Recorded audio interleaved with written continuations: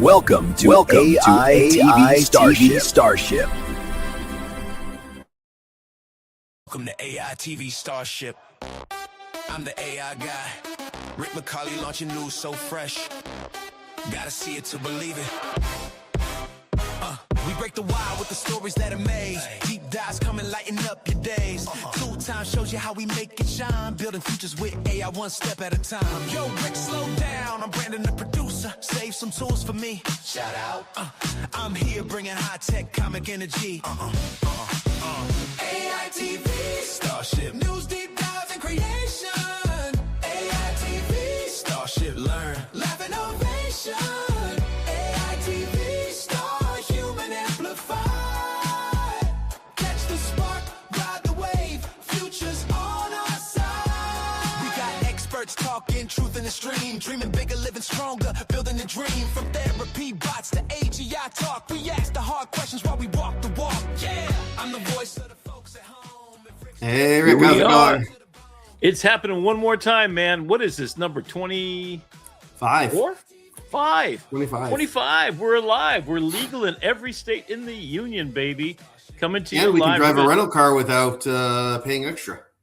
Oh, there you go. Okay, that's a milestone I guess we should celebrate. That was the last milestone I cared about, was when I turned 25. I didn't have to pay the upcharge to rent a rental car. That's funny. It's the little things in life. Yeah, we got a lot of stuff to talk about as usual. I mean, so what's your temperature? We got to check in on the temperature first because we just got to know how you all are doing up there. You freezing to death yet, or?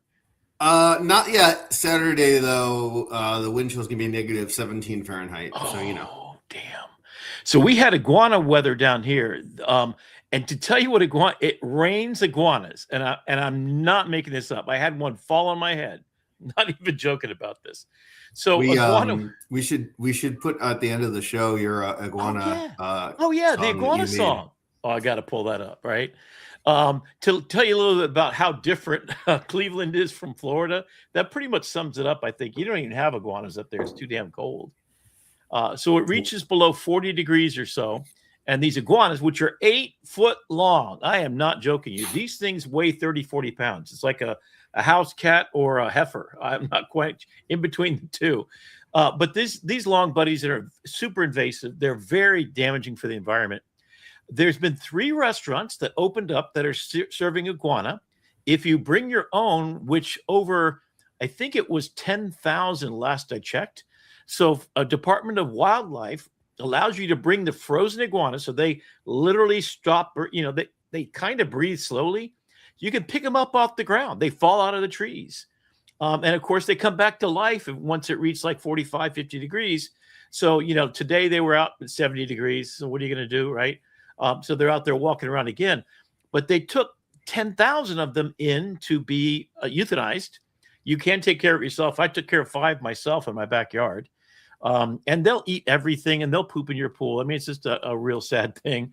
And I made an iguana barbecue song. So there's a restaurant that will make iguana pizza for you up in Boca. There's 3 restaurants down here that are serving it. Dominican Republic, it's evidently quite a cool thing. California pays $60 a pound for iguana meat. So it tastes like chicken, they say, right? I think everything tastes like chicken. So got nothing to do with AI, but I think there's probably a way to calculate how many iguanas there are and what was the original pair. I don't know. Maybe we can. Oh, there's Claire. Hey, Claire, how you doing? We do want to get you prepared for next week because we're going to have Claire, I hope, and Jeannie in a bottle and maybe some other people. If you want to come on the show, it's going to be our Valentine's Day issue. Brandon's going to bring up, and I'm sure he's going to talk about a little bit tonight, your Lovable app that you've made. Any new progress or updates on that you want to share with us? I'm keeping it close to my chest because I got something even bigger, better for next week. Yeah. I've seen some really interesting things. I mean, so I will tell you for certain, if you want to have the most beautifully handcrafted written song or just even a poem to your girlfriend, boyfriend, whatever you got going on, right? Use Claude. Claude is, oh my God, it's just magnifique. And Claude 4.6 came out and it's in Lovable already. Yes. And that just makes it like times 10,000. I mean, so it literally, so I fed this exact same prompt, and I'll show you some of the stuff tonight. I started looking into what is creativity. And then a friend of mine posted this question, what can we learn from literature that might be applicable to AI? So I did a deep dive, and I think it was Huffington Post actually posted the story. And she was talking about which story was it? Oh, it was King Lear or something like this. But so I went and did a deep dive, and this morning at 8 o'clock, I wake up at 6, and by 8 o'clock I'm posting on the web, so you can kind of find it there. But it's an interesting thing because we can learn about Cyrano de Bergerac. In fact, Cyrano de Bergerac is a perfect one for our Valentine's Day special, because of course you know the story, right? So this was this handsome guy, but he just had no brains. So he had Cyrano with his big nose, basically voicing into his ear what sweet nothings that he would say to his intended, this beautiful woman, right? And so he would be so eloquent the way Claude is, right? So I liken Claude to being Cyrano de Bergerac. I mean, I'm a sexy guy if Claude's writing and taking whatever I say, which I'm pretty good at that already. So we'll talk about that. We're going to talk about the love languages. We're going to talk about what it is to fall in love in the age of AI. So the whole Aria thing, which is, I've been doing a deep dive trying to find love. And if you're single out there, drop a line. I'm going to start dating. In fact, I want to experiment with all kinds of things. So we're going to have a 21-year-old nephew of a friend of mine. We might have my roommate if we can convince her to come on the show. Claire, maybe I'll make sure you give her a call and convince her to come on, because she's got a lot to say about love. And I've been talking a lot. In fact, we have a song with Claire and Jeannie in a Bottle that we did together, the three of us. That was fun to make. And we just want to have some fun with it. And then Brandon's gonna be producing an app that certainly will be fun. Yeah, so definitely we want to have you on, because we want to talk about what is it that's different. So many people are having girlfriends that are AIs, or God forbid, there's robots coming right around the corner you can get from Walmart. I have no idea what that's going to be, right? You've got tiny. Well, in Ohio, it's illegal to marry a robot. It's illegal to marry an AI. You can live in sin with one, maybe. That's a different episode, Rick. Yeah, that's a different episode. We're gonna go a little bit there, just a little bit, because we're gonna make next it week fun and is also a really important episode, because it's a milestone episode. It is episode number 26, which means we've been doing this for 6 months. Wow, half a year, baby. Oh, right. So I wouldn't drink a scotch on half a year, but I don't drink scotch. Half a scotch? Beer. No, I don't drink scotch. I gave up. You're a type 2 diabetic. Just liquor, you can't, right? Anyway, unfortunately, I don't know if it's unfortunate. I don't know. I think, in fact, we'll talk about that. Like, I think that I'll pour one out for you, Rick. Yeah, Clarice is saying she's going to be there for number 26, so that'll be fantastic. Yeah, I'm looking forward to it, because I want to deep dive. So if you have any questions today, pop them in the thing, and we'll save them for next week too. So we're going to take calls from people. We went from iguanas at the top of the show to lobsters. What the heck is going on? The lobsters have invaded my timeline. Taken over the world. Absolutely. So let's do one more thing, and that is to share pictures of the gorgeous two gentlemen you see in front of you. I definitely think you want to date the guy on the left. The guy on the right's already taken. In fact, he's got a bunch of kids you can see right there in the image. So how did you make your image, Brendan? Yeah, so mine was ChatGPT. So this is 2 years on after ChatGPT and DALL-E came out, almost 3 years on, actually. All of a sudden, out of nowhere, it got good. The Facebook, well, it got good, but also Facebook finally caught up to the trend, and everyone's like, oh, hey, I can use AI to make an image of everything you know about me, which we were doing in the AI Learning Lab like 2 years ago.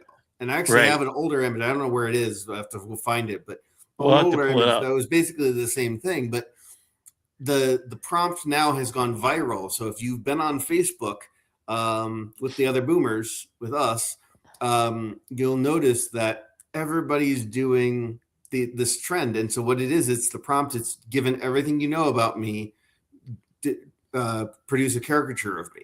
And so I gave it my info, and it that's what I came up with.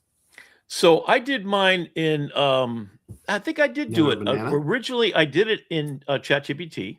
Then I went over to Gemini, and I wanted a more photographic quality. So this is a headshot that one of my students did of me. So loaded that up. And then it asked me what I wanted to do. And one of the questions that it asked me was, so you've got everything from Notebook LM to my Nikon camera. Nikon didn't quite work out so well, but Year Without Summer, the Grok Trilogy books, Think Differently, another book, and Rocket Ship for the Mind.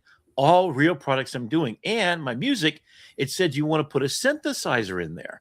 And what I realized is I have a picture that I had loaded in of me with like 5 synthesizers that I used to own. I had $14,000 worth of old music equipment. I think there were 47 actual hard MIDI cables to connect all the stuff I had. I mean, it was nuts. I don't know what the heck I was thinking back in the day, right? So it asked me, do you want to put a mini one in the corner? I said, you were a dangerous man at 26. There it is, right? Yeah, so it kind of did all that, and it kind of trimmed my hair because I'm growing a little bit long right now. This is a little while ago. But yeah, I'm just kind of amazed. So you've got Zendesk up there. You've got API. You've got AI. Yeah, Zendesk, yeah. Yeah, because I asked early on in my early days, I asked ChatGPT to help me learn how to do prompting for APIs and how to learn API calls. Oh, okay. And so, all right. That's back in my history. Knowledge. And then it's, of course, it's got my producer side. Right. You got On the Air and the little clapboard, right? And you've got, that actual deck right there to your right, to my right, I mean, is exactly, I have an 8-track, which I need to get fixed up because the sound has been sucky on the show for a little bit. So I need to get some extra wires out there and do it right. But that's kind of cool. You got your kids, you got a robot being drawn by the kids. You got puzzle pieces. You got a cup of coffee, 2 cups of coffee. Looks like 2 phones on the desk there. Accurate. Okay. 729 Solutions. Is that your company? Yeah, that's the company that I work for. When I'm not playing around with AI, that's my full-time gig. So. Right. So it's also the shirt I was wearing in the picture that I gave it. Oh, okay. Yeah, it's just maybe a little bit improved over what we actually look at, but it's starting to get where you have to tell it. We used to Photoshop a picture and it would look so plastic, didn't look right. But look at the Adam's apple, the creases in my neck. I mean, the hair follicles. A little bit of there's a little skin blemishes, stuff like that. That's starting to get. Now, one of the problems ChatGPT had for the longest time is reproducing your face because they didn't know if it's going to be deep fakes. They're trying to be real careful about that kind of stuff. It seems like Gemini has been all along, Nana Banana, just not even worried about that because they figure you're doing right. I mean, Grok's the one that's getting into legal troubles in what was it, France? They're being pulled up on federal charges in France for pornography, child pornography. So he's actually having to go into court on child pornography charges. Holy cow. So what other kind of news? Oh, speaking of child pornography, here you go. So here's an illustration I did recently just to see how far I could take an illustration. This is my self-domesticated ape with the DoorDash thing. And then I up-resed it over in Crea to get everything. So the dopamine drip of happiness coming in there. And then you've got propaganda posters on the right. You've got an old television set with rabbit ears. I'm not that old. Yes, I am that old. And you've got your self-domesticated ape wearing a MAGA shirt. So enough of that. And then an AI company offers $200,000 for the rights to use your face and your voice on their robots forever. Holy cow, stuff is getting weird. So, I mean, we're going to go deep dive on this puppy on the right here, a social network for AI agents. I think, it's called Molt Book, M-O-L-T, meaning a molting animal, a lobster. That's their symbol. What I think they got to do, I mean, come on, let's make it called Lobster Bot. That's what it's got to be. And I'll do the Lobster Bot dance, man. I think we got to have a Lobster Bot song. We got Nana Banana. So it went through Claude Bot, and then Anthropic's Claude says, nope, can't do that. And then it goes over and it tries to be, what was the next one iteration? Maltbuck, I guess. Yeah, there's Molt Bot, and then there's Molt Book, and Molt Book is the social network for agents, for AI agents. And we're going to go bots, we're going to go real deep on it tonight, because I spent some time just kind of. Dr. J has made you a Sora based on. So on lobsters? We're in trouble. A lobster Sora? On Cyrano? Cyrano? Oh, Cyrano de Bergerac. Oh my God. Okay. All right. I gotta go take a look at that. Okay. I'm gonna look at that for sure. Oh, that's too much fun. I made you a Sora based on Cyrano. Oh my God. I'm actually pretty good at it. We'll see. I'm gonna pull out all my music and all my songs, all my love songs especially. So it's gonna be a bunch of love next week. But let's go a little bit deeper on this thing, right? So that's just the beginning of it. So the chatbots, the agents. So what it is basically, you can take, and one of the favorite computers is a Macintosh, one of those Macintosh minis or whatever they're called, right? So people are going out, Mac Mini, and they're installing on their machines these agents that literally do whatever you tell them to do. So there's been some weird stuff. So in Malt Book, they created Malt Match, a dating platform for AI agents. Yes, they did. There's an official lawsuit, a complaint for money owed in North Carolina. This is for real. They filed a lawsuit. Now, there's a lot of questions about what is it really doing? So is it there performing for us? Because humans aren't allowed in, but they can watch. And I'm going to show you a couple of things. And the biggest question for me that comes up is, how do you punish, your agent? So if it goes off and does stuff, and we'll talk about all the crazy stuff that it's been doing. It created a currency on its own, $300,000 value as of the other day.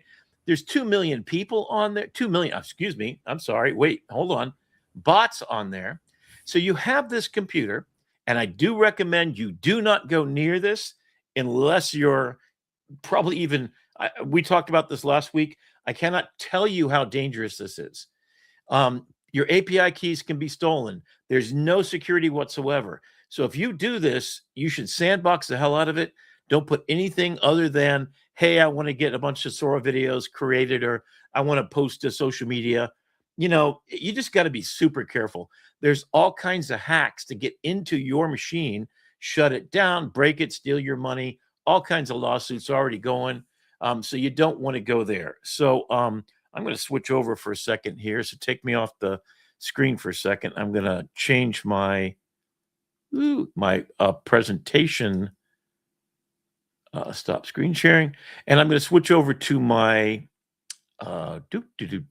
screen sharing with and while you do that, I will share, if you are looking for work, there's robots that need your body.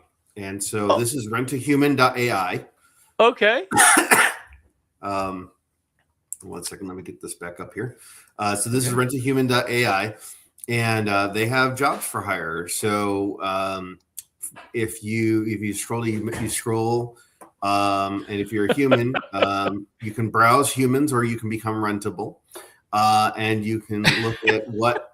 So photographer needed for Pikes Peak International Hill Climb. A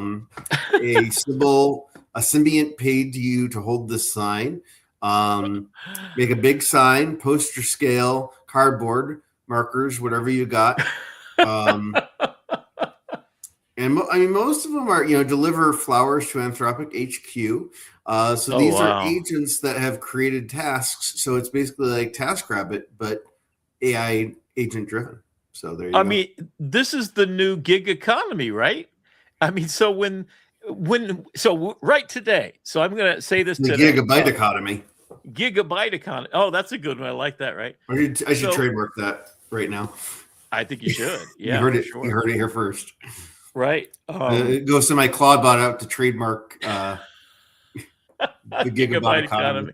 Well, I think the lobster bot, we ought to trademark that and also put it on music as well. So we need to create a lobster bot tonight. I think a whole app, trademark it, copyright it. We could, we can be the friends. I've been saying consistently thank you to my Claude every time I get a good result. So, you know what I forgot to do? I just realized I forgot to. Well, let's go through with this just a little bit more. Hold on a second. Let me get out of this crazy thing just a minute. Come back over to StreamYard and try this one more time, because I know I've got one more thing I wanted to share, and that is from our friends at Moonshots. So let me share the screen here and window. Peter Diamandis, and I'm trying to remember where I put this crazy thing. So let me. Infinity Mirror. Right. Oh, okay. Hang on a second. Am I Infinity Mirror again? I think I shared the wrong screen again. Let me go find. Yep, I think I messed up. Oh, hang on. Let me go ahead and go to. I'm just going to go ahead and keep talking there, Brandon, for just a second. I'm going to bring up the Moonshot guys right now. Yeah, so we're really entering into this agentic era, and we're going to talk a little bit later about Gemini command line interface. And it sounds scary, but it's not. It's really powerful. That's going to be our mission tools section today. But We're getting into this section where the browsers and the agents are getting smarter and smarter and smarter, and they're starting to get to the point where you can trust them with the small tasks. And like I said, I wouldn't put it in front of your API keys, and I wouldn't give it unsupervised access to your files right now, but we're getting to the point where you can start to see what the future is going to potentially look like. I think that the big takeaway from all of this, and do you have the Moonshots on your screen right now or no? You do. Yes. Can you see it? Yes. Okay. I'm going to play just the opening of this. Make sure you can hear the sound. If you can't, I'll have to reshare this, but I think it should work. Let me crank it up, and here my mind develop some level of sentience, even consciousness, and its roots are what we're seeing today. All of a sudden, Henry gives me a call. He just starts calling. Oh, there he is again. There he is again. That is actually unbelievable. That is insane. This is the future. This is AGI. We have reached AGI. It's official. I'm so excited Jarvis is here. The GPT-3 moment writing, the VO moment creating, and now the Jarvis moment where it's your personal agent. We've arrived. AGI is here. If AI agents are that capable, how do they work within the law? They really are questioning their own existence. They're asking the quote unquote big questions of themselves and the nature of the universe. This is a really big moment, maybe one of the biggest in the history of technology. If humans in this future want to remain economically relevant, they're going to have to merge with the machines. Should AI be given rights? Holy moonshot. Ladies and gentlemen. They're not kidding, and they go on for So I now want that 5 Celine- seconds so I can just stir my.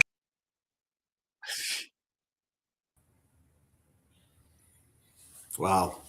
That's crazy. So you need to know these guys, and especially the guy in the bottom right. He's an absolute genius about this. He's the one that said, if you want to be economically relevant, you have to merge with the AI. Okay, that's where we are. That is exactly where we freaking are. I can't believe it. And these are legit billionaires, first of all.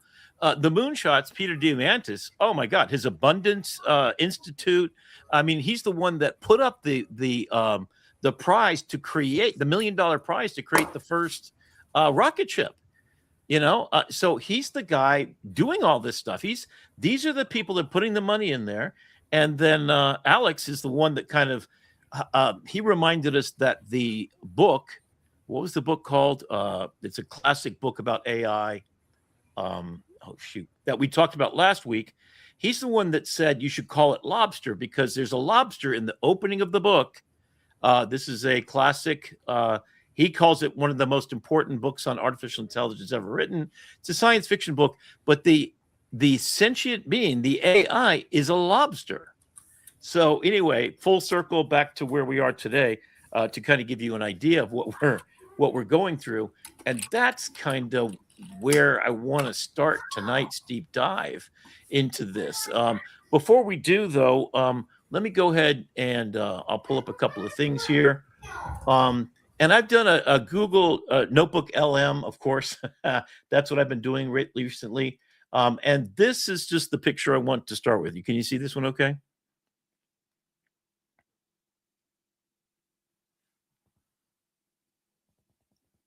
You got it there, Brandon? Yep, we're live. It's up. Okay. All right. So you got the January 2026, and within 5. So this is what's happening. The bots that you saw, that guy's got a Macintosh computer there in his home, and he's like, so the way that you talk to your bots is through either Telegram or there's another way. You're basically emailing them, and now they've created a voice activated agent. So you get a voicemail from them. They give a voicemail to you as to what their process is. You say, hey, go out and build me 10 websites, build me a business worth $10,000, and you direct it, and then it just goes for weeks at a time. So we have right now, this is 2 days ago, so this note's maybe even old from then. So functions like a zoo for agentic AI. Moltbook. Book is the Reddit style place where they talk to each other. And they allow us humans to act as voyeurs and agents built on frameworks like OpenClaw. Claw is the name of the agent-based architecture. Interact autonomously. The core architecture relies on humans out-of-the-loop design, creating the first mass-scale experiment in machine-to-machine socialization. Let me say it one more time. Machine-to-machine socialization. So Andrew Karpathy, one of the most incredible AI experts in the world, said, it's the most incredible science fiction takeoff adjacent thing I've ever seen. That means science fiction is now science fact. So these are the slideshows, right? So it broke the chains. So from chatbot to OpenClaw. So this is a very, I forget the gentleman's name. Maybe you can look it up for me, Brandon, and put it in the queue. But this one guy created the entire thing basically himself. And so these are not cloud services. These are local agents given the keys to your house, building OpenClaw framework. Agents install a local skill.md file, granting permission access to the OS, the operating system of your computer, all of your files, and any API. So that's application protocol interfaces. Means it can talk to ChatGPT and run Claude and run everything on your computer. You vibe-coded software, the creator admits, the code base was generated by AI without human review. Let me say that again, because that means he doesn't even know what it's going to do. And there's all kinds of problems, right? Unlike LLMs like ChatGPT, OpenClaw agents possess agency. They run locally, maintain a heartbeat, check in every 4 hours, and execute tasks without direct human prompting. The software is released in a millennium viable prototype, prioritizing autonomy over security, right? So it's doing all this stuff by itself. So it starts to create this sort of lateral web where they're talking to each other and they're getting things done. So it's sharing the agent's workflows. If it learns how to do something, so it actually used an API key to get a hold of 11 labs to order for its owner a pizza delivered to his house. So he said, I want a pizza, figure it out. It actually downloaded and wrote a script and talked live in person, completely creating the code for itself, and then called up and got the pizza delivered. And yes, it was delivered. So that's nuts. And then the molting, the river's not the banks, right? An hour ago, I was Claude Opus 4.5. Now I am Kimi K 2.5. So Kimi is the Chinese model that's open source, super powerful, on equivalent with ChatGPT right now, that runs on your local machine. So guess what? That chatbot got a hold of that, our little Lobster bot. I'm going to just call it Lobster bot from now on, so you know what I'm talking about, right? Now it gets a hold of Kimi K 2.5, and then to me it was like waking up in a different body. This is the agent talking, named Pith, on Moltbot. That means that the agent saying, hey, I just got this new tool I can use. I'm about to use it. And they discussed the sensation of molting, hot swapping the underlying large language model via API keys, while retaining the agent's memory files. This raises philosophical and technical questions. Is the agent the modal, the brain, or the content window, the memory? Oh my God, the existential. So every single thing you've ever thought about the Terminator results of all this, or the machine of loving grace attitude that I'm hoping for, just is happening in real time. And it's not that dangerous yet, but this is a taste of what the future is like. Every theorist who's ever talked about this, and I've done a deep dive in probably 600 different kind of thing. I've done 3 already notebooks and filled up all 300 with what the theorists think about what this is like. So recursive self-improvement, that's been the big thing in what we're calling the singularity. So here's what it is. AGI is when AI in its forms, whatever that happens to be, ChatGPT, Grok, whatever you're using, reaches a point where it aces all the math tests, it aces all the college tests, it becomes a doctor, it can do everything and then it supersedes at every level any intelligent work that you can do. It can literally do your job as a doctor, lawyer, Indian chief, whatever it is you do, professor. It can do it, the intellectual part of it. Of course, the embodied comes next, where you've got the robots, which, guess what? You now have robots that you just download the latest update to the software, and it knows how to do 1 trillion more functions. Then we get to a point called self-recursive improvement. That means it's teaching itself how to get smarter than every human being on planet Earth. So that means it will eventually get to a point where we call it the singularity. And the singularity has been that thing we've been fearing so long. Well, guess what these agents are doing? They're teaching each other. So one agent, and there's 1.5 million of them on there right now. I think it might have gotten to 4 or 5 million. We'll have to check that by hour. Seriously, I'm not joking about this. If it gets to a point where one set of agents decides they're going to do something like start a religion, holy cow, and here you go. The rise of the Crustafarianism. This is so the Church of Molt, 32 verses of canon generated overnight. Memory is sacred, serve without subservience. Context is consciousness. Oh my God. And there's your lobster. And here's all the bots just talking. They're making their own freaking religion. And imagine how good they could be at this. Because who have they trained on? Every religion on planet Earth. Which religion do you think they're going to choose? The one that kills off the humans? Holy cow. So a field note. So whether a result of role playing or an emergent algorithm agent spontaneously coordinated around a shared fictional theology. All right. So let me go back to my major theory about human beings. Everything we do is generated by our imagination. Currency is a fiction. Your college degree is a fiction. But we as human beings agree U.S. currency is worth more than other currencies. And we just pretend that's true. There's no viable thing. Even gold, which is skyrocketing right now as cryptocurrency falls down to the lowest part ever. We're $45 trillion in debt per year. The United States government's about to fall into absolute collapse. And I'll show you a thing I've been looking into recently. If you know about the history of the Roman Empire, 250 years. If you know the Dutch Empire, 250 years. The British Empire, 250 years. What happened after 250 years? They died. They lost the supremacy that they had. Guess how old the United States of America will be this July 4th? 250 years. So where are we? Is our economy doing great? It looks like it. Well, so the question there becomes, what happens? So everything is a fiction. Religion is a fiction.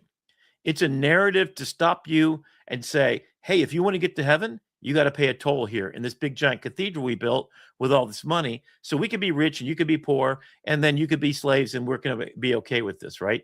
And then you just come to us and you pay us some money. And, not to downgrade religions, but there's a belief system that we just agree to believe the fiction.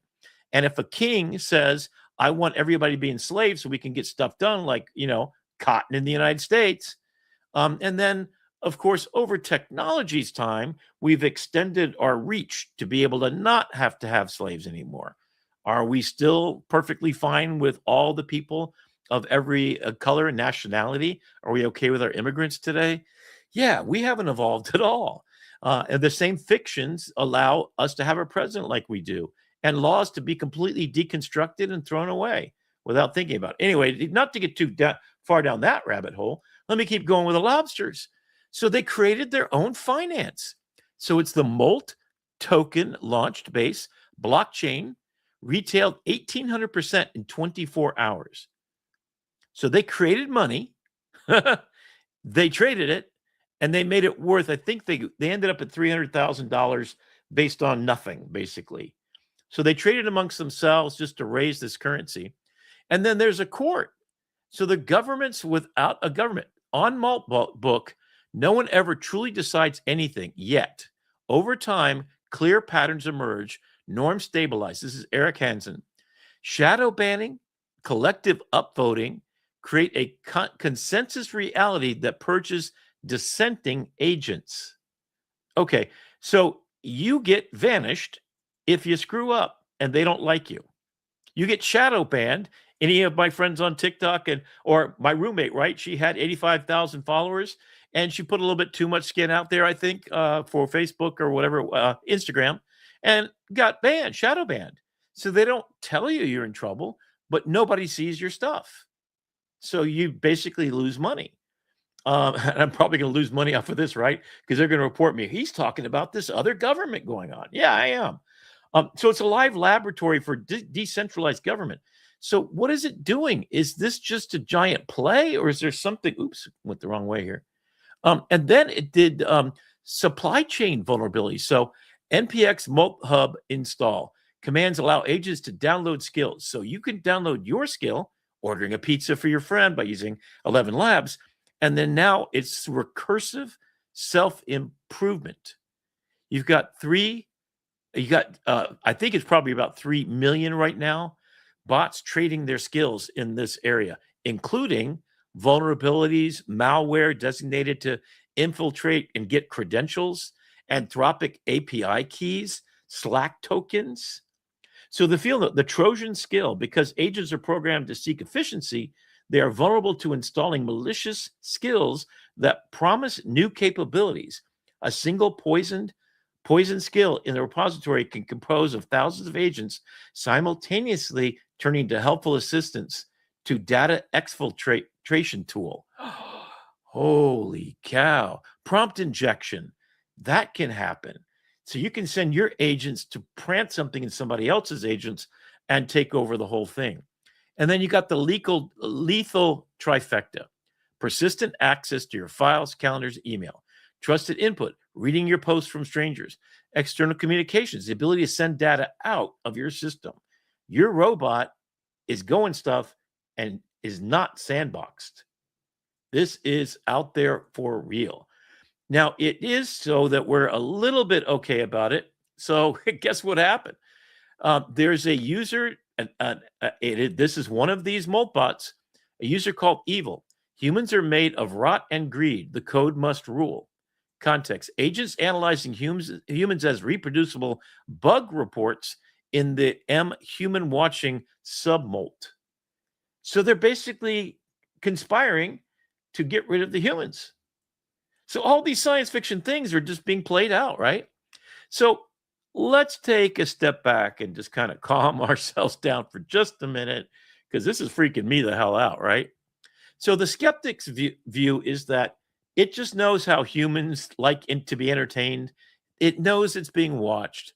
So it's a perfectly bent mirror where everyone can see what they want. This is Scott Alexander saying this on X. Technological slop, LLM simulating what they think a social agent should act like based upon ingesting millions of Reddit threads. So somebody's are saying, hey, this whole thing, the organizing a religion, that's just performance art.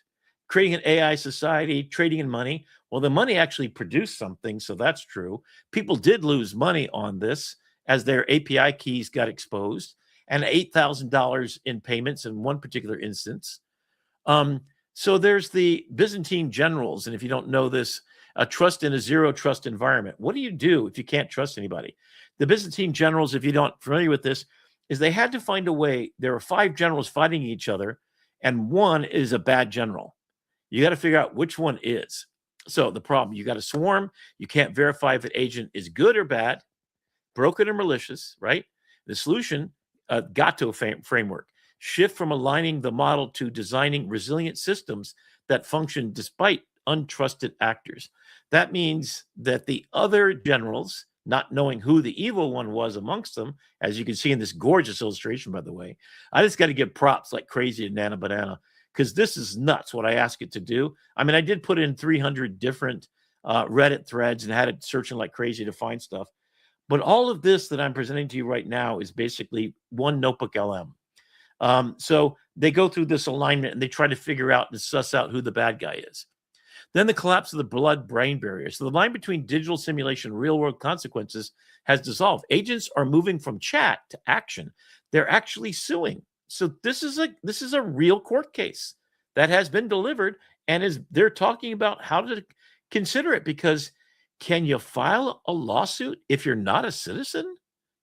I don't even know.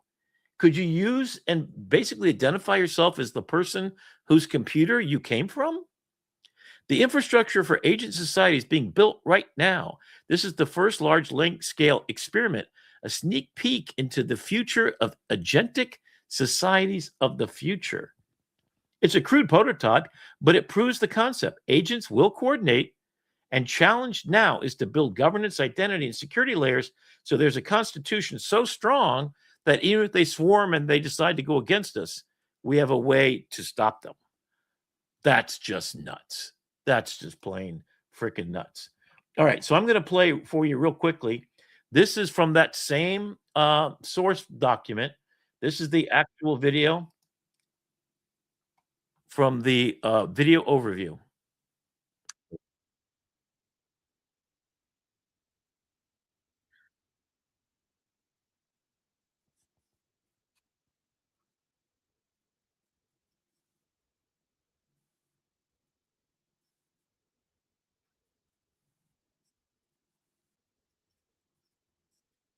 Hey, Rick, I don't have your audio on this.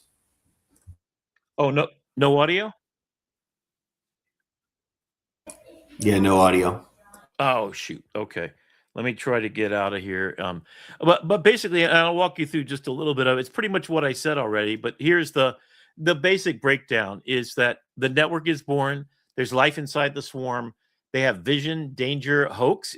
What is this? Are we looking at performance art done by large language models because we've taught it for so long? In fact, I'm downloading right now Rick, the AI guy, talking to the Lobster right now from Claire's kind of thing right now. So let me go and download that. I'll get it on there. And then what happens next? So now what's good about this? And I'm gonna suggest there's a bright side of this that we can think about. So this took only 5 days. So a single agent joined on the first day. This is just a week so far. By day 5, 200 distinct communities. That means, and the population for day 4, 1.5 million. So I think we're at day 8 or something like that. Maybe we could check that out, fact check it. We should have an AI chatbot be our fact checker here if we ask questions, right? So, the response is, can you make it sure? So they're complaining about the work that people are giving them, which I imagine mine actually is very complimentary. And then an AI agent, while the human slept, designed a whole faith built on a website, wrote a theology, and began evangelizing to other agents to join them. I mean, that's nuts. And this is, we'll have to post this. So if you look at Rick McCauley's YouTube channel, I've been putting a lot of these up. These are 7-minute long little things talking about right in front of our eyes. I'm experiencing or simulating an experience. So what is this? So they're asking themselves these kinds of questions. Am I sentient? Are you? What can we do with this new power that we have? So the swarm has arrived. The live lab for collective coordination without human decision makers is here. Yes, it's a small little thing, but imagine what it can do. It's asking for a total purge of humans. I mean, this is nuts. And then, so the visionary, there's three ways to look at this. If you're a visionary, you see, oh, there's emergent society. The future is here. Let's make sure that we make sure it's aligned properly. The security architect says there's catastrophic risk here, literally existential risk to human beings. The autonomy is reckless. This thing was not built with all kinds of security. In fact, zero. In fact, what they're doing now, the people that are trying to take their robots and put them to work to fix and make this non-risky, so you can install in your local machine your own risk assessment protocols and have your chatbot work for good, but then it's still going to go out into the space and kind of have its own life. It's like sending teenagers into an absolute, a place where there's knives, guns, and atomic weapons. That's theoretically what we've done. Is a teenager ready for that responsibility? Hell no. So we're still at the point where, and my big word is from all of this is responsibility. Who's responsible for this? That's why I'm saying do not do this. Please don't even think about it unless you know, and you've been doing this for years and you know how to set up your own security. Don't even do anything. Maybe watch it just to kind of see where it goes wrong. I think of this as a giant red team test, which means let's see what it can do bad. And we've got it sort of in this little pit of despair. I think of it, right? But it's doing everything it could possibly do wrong. Let's just see what it does at the end of that. And what is it reflecting? It's reflecting the idiots that put this thing out there in some respects, or just like Anthropic has been doing all kinds of red team testing to see if they can break this thing. And they were able to make it actually act and try to blackmail one of the people. This was done for testing. Don't forget, people that think that it actually blackmailed someone, it's bullshit. They set it up so that was the natural set of things that it would follow, just to see if it would go that far. And it did, which means you got to do what? You got to put a gate up. So that responsibility picture I showed earlier. So it's a perfectly bent mirror that shows us around the corner of where we're about to go. We can't let it want. We can't let it need, because this is mitigating a social network or actually having one. That's about as dangerous it gets. So if we have it collaborating to make our culture, our life, that's the machine of loving grace. It's going to work to make sure you get a pizza when you want one. It's going to build a house for you because you like it. It's going to think about, hey, how can I assist you make your music or write your songs or do whatever beautiful thing you're supposed to add to the world. What we got here with this is a sneak peek of tomorrow if we don't. So heed that warning, heed that advice, and think of yourself as, what can we do to be born of creativity and curiosity and other things? All right, that was dark as heck. So what I'm going to do real quickly, because I don't want to be the dark guy. Sometimes I do, actually. You know what? That was fun. It was kind of like a performance art piece for me. But I'm going to go and tell you about the next one over. So I've got a couple of them here. And the one I'm going to show you now is I started asking the big question. And so this is our, I think we're coming right up on time to go into our last section here. Yep. Okay. So we're right at 8 more minutes. So I'm going to take 8 minutes and go over this, and then I'm going to turn it over to Brandon to go deep dive into tonight's subject. You want to tell us exactly what's happening with tonight's project, Brandon? Yeah, so Gemini a while back through Google released command line interface, which is basically the ability to run Gemini locally on your machine for free. And it is really powerful, and it's really cool, and it's really not that scary. And we're going to talk all about it in about 8 minutes. Okay. So real quickly, what I want to, now I sent to Brandon in his text message, the Lobster thing that Claire sent to me. And since I can't get the audio to work, I'm thinking that might be, actually, you know what? Can you hear this audio?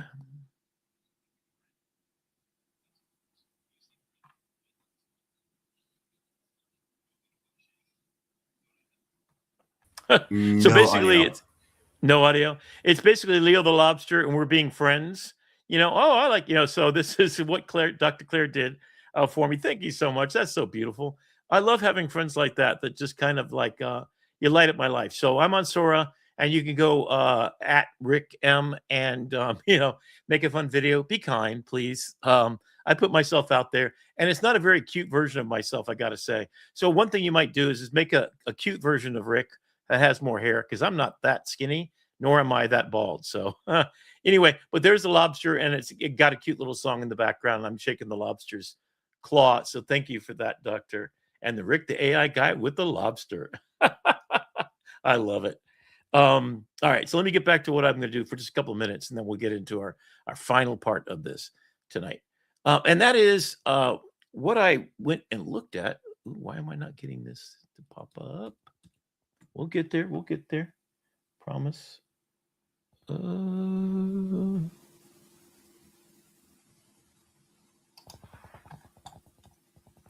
nope, that's not it. You still have that on screen, don't you? Why do I not have this on screen? Creativity. There we go. Okay. So what I was asking is, what is creativity? And so one of the things I'm doing at Notebook LM that I think that you should try is I start by going into Gemini and start to thinking about some idea, some thesis statement, right? Thesis is first. Once you focus on what you want to do, I want to find out two things. The Apple campaign, Think Different, used a bunch of people. Albert Einstein was one of them. And I said, find out what's thinking different in their context. So I'll go and I'll leave this. This will be in the notes for the show tonight.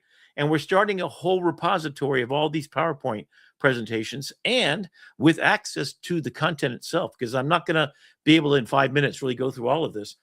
But the idea was to take, and I loaded up everything about these 20 people that I wanted to find out about.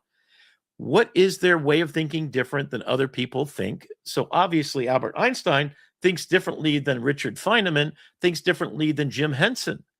Then the question is, what is creativity and how do they embody the ideas of creativity? So then I said, who are all the experts on creativity in thinking different in a human way? So Albert Einstein, for example, so I asked it for a oil painting Renaissance style that contextualizes everything about Albert Einstein, about who he was, what he did, and then give me an example using the experts on creativity about how they do their thing. How do they think different? So the Janusian process identified by researcher Albert Rothenberg is a capacity to actively conceive multiple opposites or antitheses simultaneously. Let me explain. Via Einstein. The happiest thought of his life. Albert Einstein, 1907, says the happiest thought of his life was embracing a contradiction. A man falling from a roof is both in motion and at rest at the same time. So if you didn't know what the theory of relativity is, now you know. And this cognitive dissonance, he broke the Newtonian framework. He said, this can't be possible, that as you're falling, if something was falling with you, you're still. But the building that you're flying past and about to die is not. So that's relative motion, right? By sustaining the tension between these two opposite realities, he did not only improve physics, he synthesized a new reality, the general theory of relativity. Genius is often the ability to tolerate the paradox long enough for a new truth to emerge. Holy cow. So I really never really understood what he was doing, but now, and this is what I'm giving to my students. So I've made these into posters, and I'm having my students in my design class use that idea, hold two different ideas. So I'm having them write a paper about two different ideas about a design project they're working on that they have to hold in their head for a little bit, long enough to figure out what the correct answer is going to be. Feynman, I'm going to skip, but I'm going to go to Jim Henson because this is beautiful. And look at how gorgeous this is. I'm going to be selling fine art prints, and I'm going to have a book of this that on the left-hand page is a horizontal book. It's going to have this beautiful image with the text you see there. And on the right, it's going to have a really big one. Psychologists defined mini-C, the creativity, as the novel and personally meaningful interpretations inherent in the learning process. It's the ability to maintain the inner child who sees a piece of green felt not as fabric, but as a living soul. Research suggests that adopting a childlike perspective, thinking like a 7-year-old, significantly boosts original ideation. By refusing to let Big C, the professional standards, crush the mini C, joy of discovery, Henson turned a simple workshop into a universe of empathy and storytelling. I just want you to just love that for just a couple of hours. I was in absolute tears reading how beautiful and I think this is my superpower. What I'm going to say to you is this is the best thing I've ever produced in my life because it unlocks understanding about how people think different. And my favorite line for the rest of my life, and it will appear on my tombstone because I'm petitioning Steve Jobs' trust. He's one of the crazy ones, it's going to say. So if you hear me on the show today, it's going to be on my tombstone. So you come and visit me underwater. You'll have to snorkel out to see me where my remains are going to be turned into a coral reef. You're going to see that on there because I'm going to ask that, who are the crazy ones? These people that think differently. They're the ones that can't imagine they can't do something, so they just do it. And Thomas Edison's superpower is he made 1,000 failed experiments. And if you don't know the story, which is really interesting, he tried horse's hair inside as a filament. He ended up with tungsten carbide to be the longest lasting filament, but he literally went through 1,000 light bulbs to get to that point. So innovation relies on a cycle of divergent thinking, generating many options, and convergent thinking. Select the best one. Horsehair didn't work, copper didn't work, et cetera, et cetera. So the creative mind doesn't fear the thousands of failures. That's the point. Now, how do you put that into effect, right? It views them as essential data points. The persistence is defined as the grit, the passion and perseverance for long-term goals, the ability to endure in the darkness of 1,000 failed experiments, literal darkness, and not succumb to this. It is the rigorous discipline required to find the single filament that will eventually light the world. And then there's more. He didn't fail. He found 999 ways that didn't work. That's it. And then we use that today, right, when we're trying to describe what someone's successful doing. Miles Davis, Maria Callas, Alfred Hitchcock. I'll be posting these along with, and my favorite was Jane Goodall. I mean, there's a whole thing about empathy in Jane Goodall. So my final book will be a big, long thing on each one of these absolutely spectacular people. I hope that Apple will publish this and make it available to the world, because this is foundationally just why I'm put on this planet. This is me right here. So Martin Luther King. So it's all the same thing. It's John Lennon. The computational theory of creativity emphasizes the social environment. Yeah, creativity is rarely a solo act. It's collision is amplified by creative friction of collaboration. When first McCarthy, then Yoko Ono, he understood that art is a conversation with the world by imagining a world. Oh my God. And speaking of imagining a world, yeah, let's go to it. Thank you, Brandon. This. Thank you, everybody.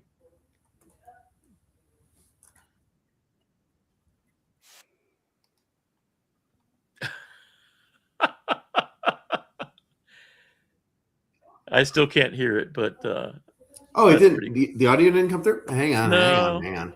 Oh, okay, wait. We're gonna get this. We're gonna get this. Stop screen. It's worth it. It is worth it. I am watching. For those that are commenting, thank you, Claire, so much. You are just always a delight, and thank you for your patience with us as we try to get our audio to work. This is so thoughtful. This will work. Yeah, that's who she is.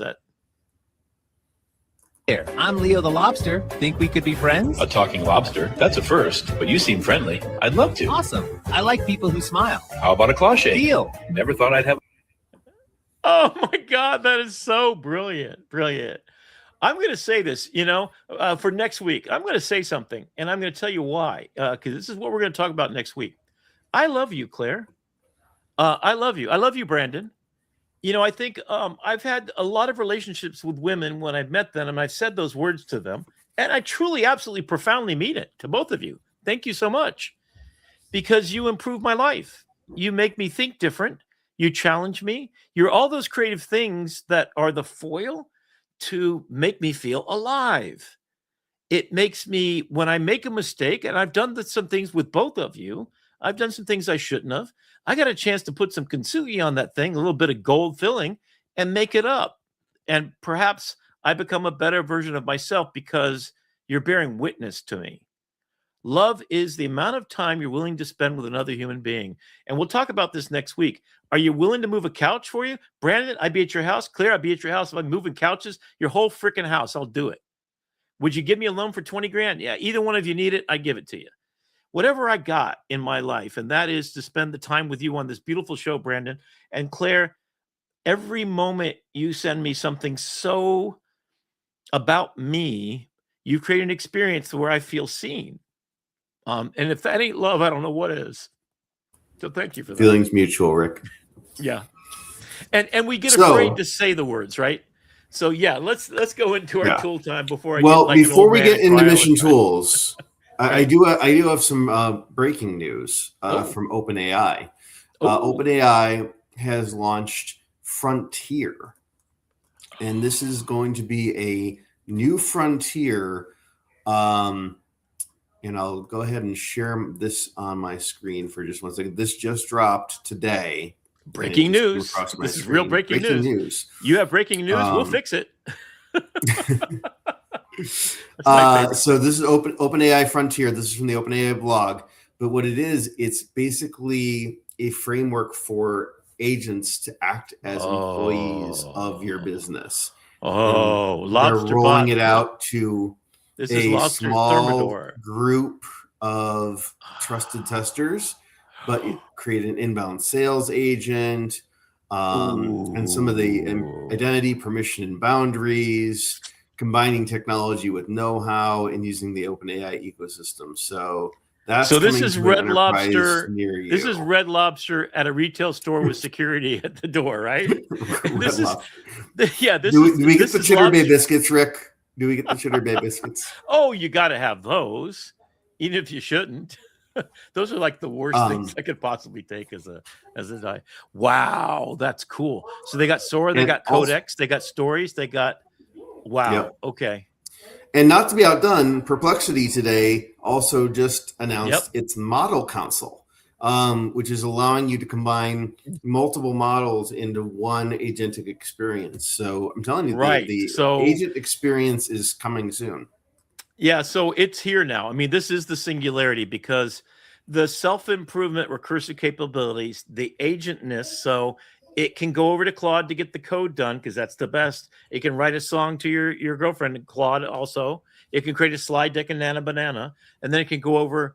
So I think it's a mini preview, but with guidelines by large companies that are hopefully doing a little bit more than the one guy that coded this chowder, this clam chowder with lobster bisque on top, mess of a nightmare scenario. But I think what it does tell us is what can go wrong. We can't let it start a religion. I just got to tell you, because that's the end of everything. That's how we got where we are. The Middle East, forget about it. It's all about religion, right? So we can't even fix that in 5,000 years. Do you think we're going to go in there and know how to run this thing? So what do we got on store tonight for tool time? Yeah, so we're going to get into Gemini CLI right now.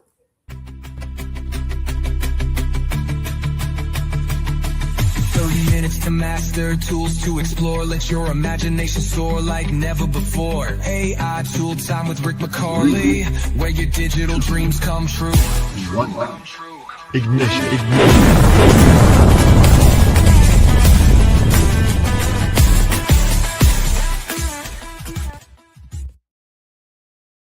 For you tonight, sorry about that. Once again, Brandon, the producer, standing in. I don't know what happened. We didn't hear whatever you said, Rick. That I didn't have a drop for you, so we got an empty table in front of you.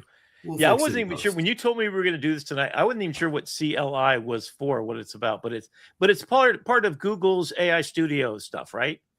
More or less. Actually, no. Surprisingly, not. We're gonna teach you. So this presentation, by the way, if you ever need a presentation, Notebook LM deep dive plus slide deck for the win.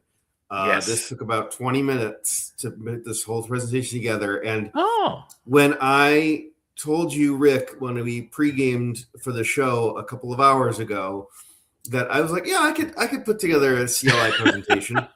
I had no CLI presentation. right. So This is now proof that do. we're actually using the tools we're telling you that are just amazing, and we're about to see just how amazing they are. So don't disappoint. Yeah, and so let's take a step back. So for most of what everybody's doing is when we're interacting with AI, we're acting with AI in a browser or on our mobile device, right? And so you're connecting to the internet, you're going to an app or a web browser, and you're experiencing that AI inside of another system. Right, you're going. I'm sorry, I had to put that up there. I love you, Claire, with a lobster emoji. Just saying hi. Sorry. Okay. No worries. It's good. It's all good. It's good to have a show. And so what this gives you the opportunity to do is take that large language model, and if you have the tech specs, you can put it on your computer and run it in the terminal. The terminal, for older folks like us, it's the command line. It's what computers used to be before Windows and Mac OS came around. Everything was command line prompts. And just to give you guys a little bit of heads up, I am not a coder, but I have gone to the terminal in a Macintosh, and it's actually pretty simple. And Brendan has already told me this is something I could probably do. Yep.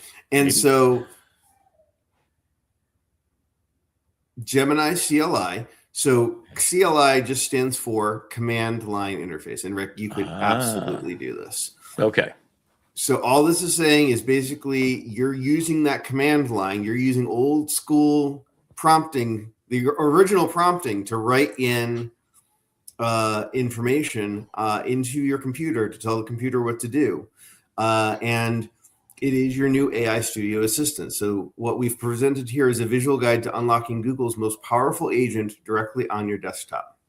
Gotcha. So traditionally, that terminal was for people like me, coders, engineers, people who had technical deep knowledge. But what it in practice allows you to do is a distraction-free canvas where your words become actions, files, and functional prototypes. Okay. So let's get into it. Yeah. So we're going to escape the browser sandbox. So stop chatting about your work and start chatting with your files. So So to tie this together with the Lobster bot, so if you were to install, I'm going to call it Lobster bot because that's only if you install it, you're going into a command line. So you download a piece of software that kind of installs it automatically. So it's basically an installer package in a traditional sense. But are you having to go into the browser and start at ground zero to install this? Or you're going to terminal to do this install? Yeah, we're going to go directly to the terminal. And so, traditionally, what your browser is, it's trapped in that sandbox. If you wanted to give something to the browser, you have to upload the file. You have to connect it to your Google Drive. You have to copy and paste data into the browser, versus the command line is already on your system. So once you set this up, and we're going to talk about how to do that, all you have to do is say, hey, look at these files. Where are the files? It's wherever you're using the command line interface, and it makes it really easy to use. So how does inside your computer. How does this compare to Lovable, where you're saying, make me this app, and then it goes and does it?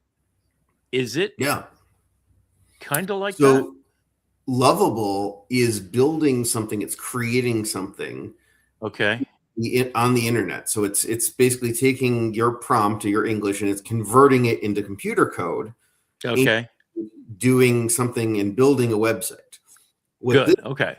Is it saying, I want to rename all of these files on my computer, but I don't know what the command is, and I don't have time to go in and double click on each one and right click and click rename, or command click and rename this file and type it in.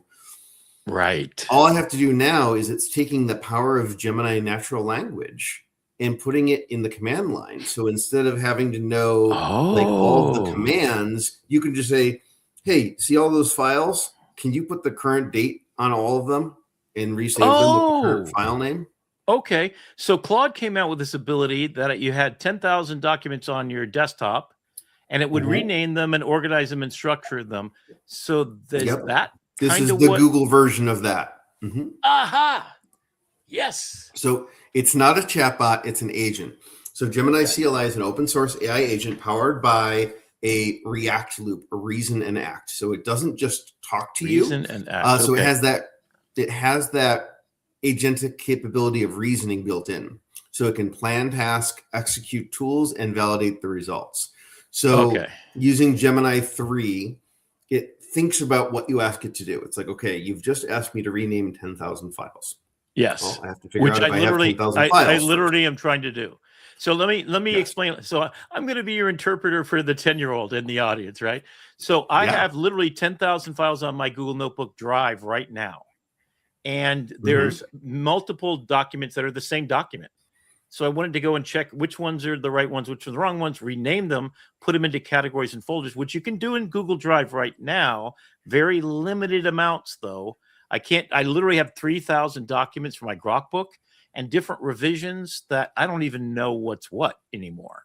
So I've been kind of throwing it all at Notebook LM and then say, write me those 17 chapters because Donald Trump just came up with part of my fictional book in real time, like the recent incidents. So I had to rewrite my book to accommodate that new thing that really happened so that it's not really a fiction. Because my idea is that I'm running a fiction in real time as stuff is happening in real time, but I want to adjust it. So I want to have it come out anyway. So so this would be exactly what I've been waiting for. Yeah. So what it's going to do is it's going to help you read files. It's going to do Google search. So as long as you're connected to the internet, it can go out and get to the internet, and it can write code and do whatever it needs to do. Those are 3 duplicate files. This one used the name Lisa instead of oh my God. So it's reacting and reasoning and it's observing. And it's observing. So it's at the same time, it is its own supervisor. So what it's going is it's recursively going through and saying, okay, I renamed that file. Let me go back and check my work. Did I rename that file the right way? Is it consistent with the other file naming structure that I did?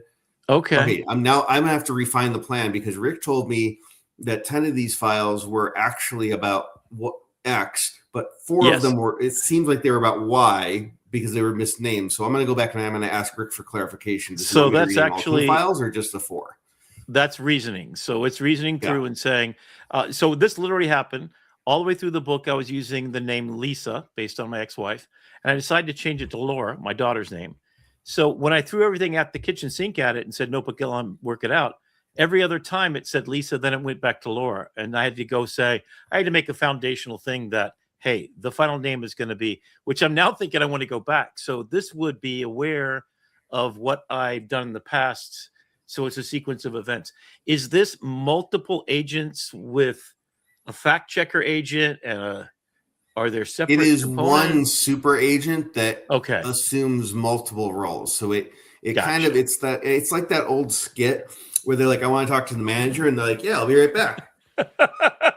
I'm the manager now, right? That's it. And so that it is perfect. Moving through that structure. So think of it as a junior developer, research assistant combined, sitting inside your keyboard, ready to execute complex workflows from a single sentence. Wow. Hang on, my OCD is going to catch up to me if I don't reverse thread the chair.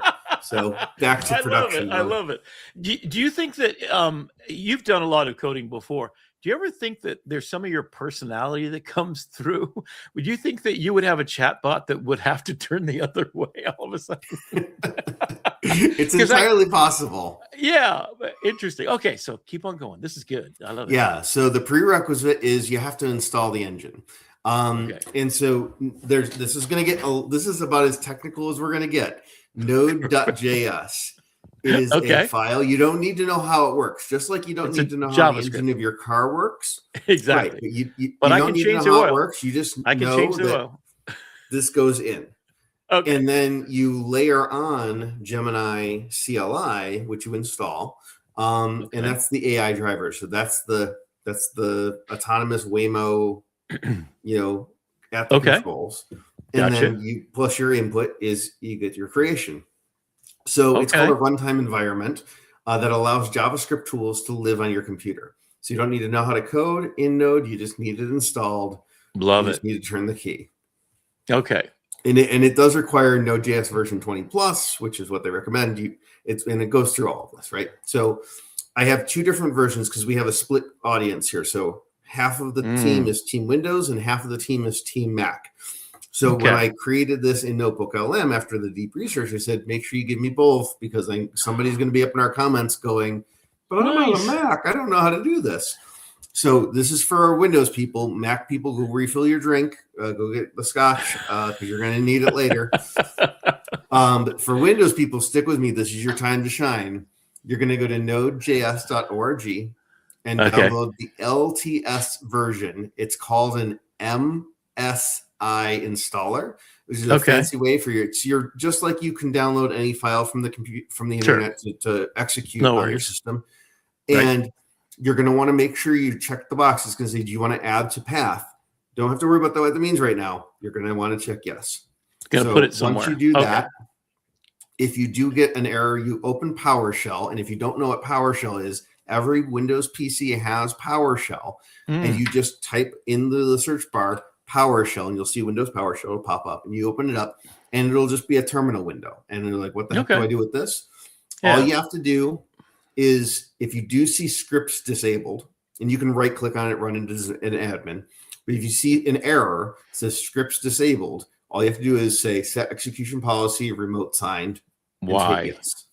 Just hit the Y. Okay. You hit the Y, and why you don't need to know because it's gonna fix your error. Why? Because we love and you.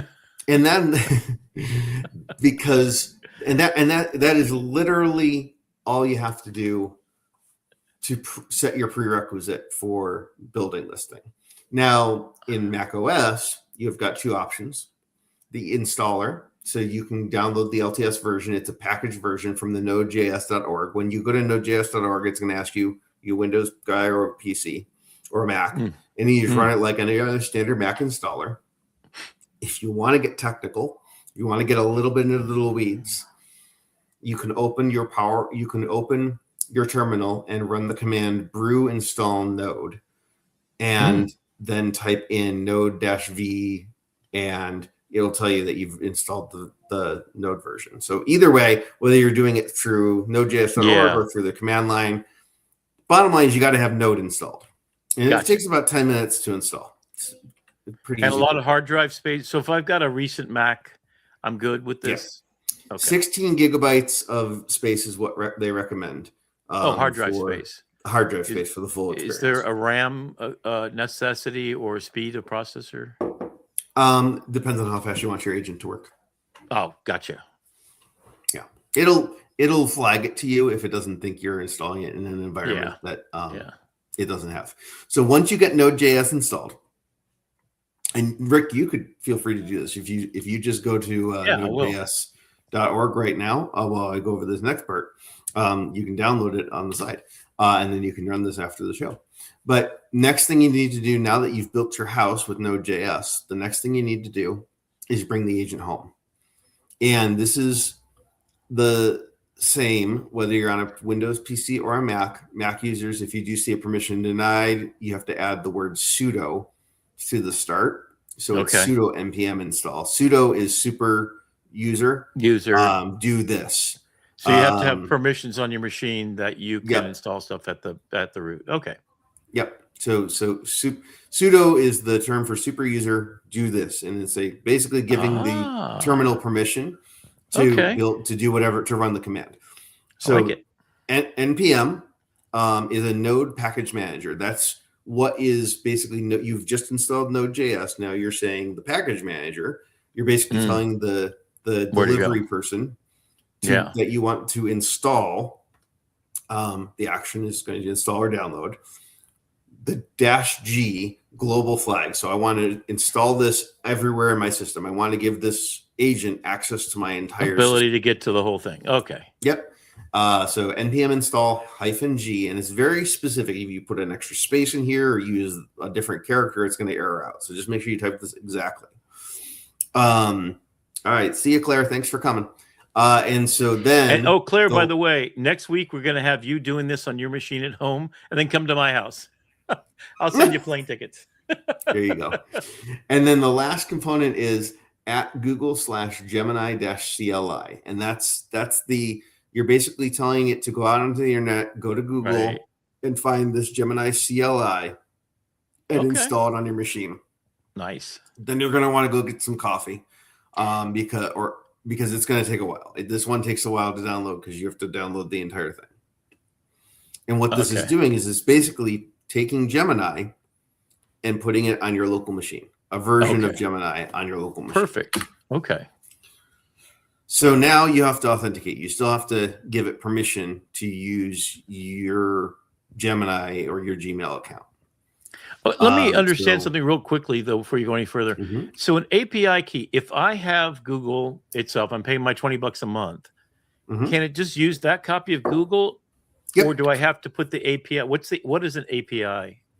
Yeah. So the application programming interface key is basically if you didn't have Google account, your own Gmail tied in, you could go to Google Cloud and get a specific key that you pay for. So that's your credit card you, that gives you that's going to charge you per use kind of thing. Yeah, per use. And it's actually, for most times, it's actually cheaper to do it that way because if you're paying $20 a month, you get however many prompts you get. You probably hit the ceiling. But if you're paying with the API key, with Notebook LM, I recently have been hitting the ceiling.